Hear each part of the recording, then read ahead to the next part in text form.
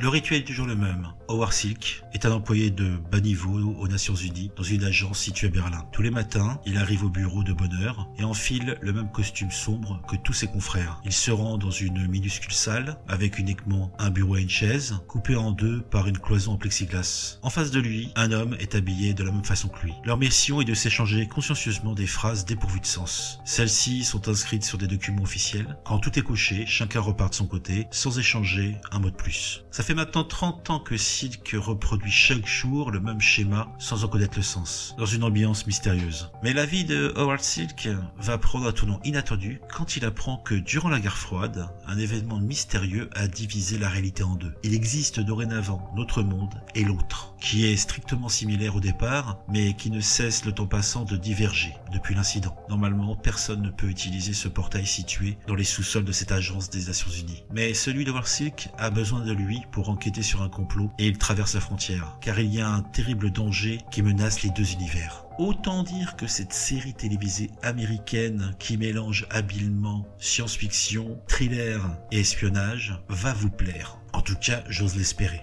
Aux États-Unis, cette série est diffusée sur Starz et en France, c'est sur OCS Max que vous pouvez la voir. Je peux difficilement vous en dire plus sur cette série. La seule chose que je peux ajouter, c'est que regardez le premier épisode pour vous faire une idée. Mais si vous êtes amateur de mystère et d'enquête, ça pourrait vous intéresser. Après, il faut être clair, la partie science-fiction se cantonne sur le décorum, le fait qu'il y ait un univers parallèle. Mais on est plutôt dans une histoire à la John le Carré, où l'espionnage et les rapports de force sont les éléments les plus importants. Après, c'est merveilleux de pouvoir suivre des personnages qui ont leur alter ego en face d'eux et de constater qu'ils n'ont pas du tout la même vie. Des petits événements de leur existence leur a fait prendre des directions opposées. Si vous cherchez une série à regarder, Counterpart est véritablement d'une très haute qualité, avec une image sympa et des acteurs de très haute volée qui nous donnent une interprétation de qualité.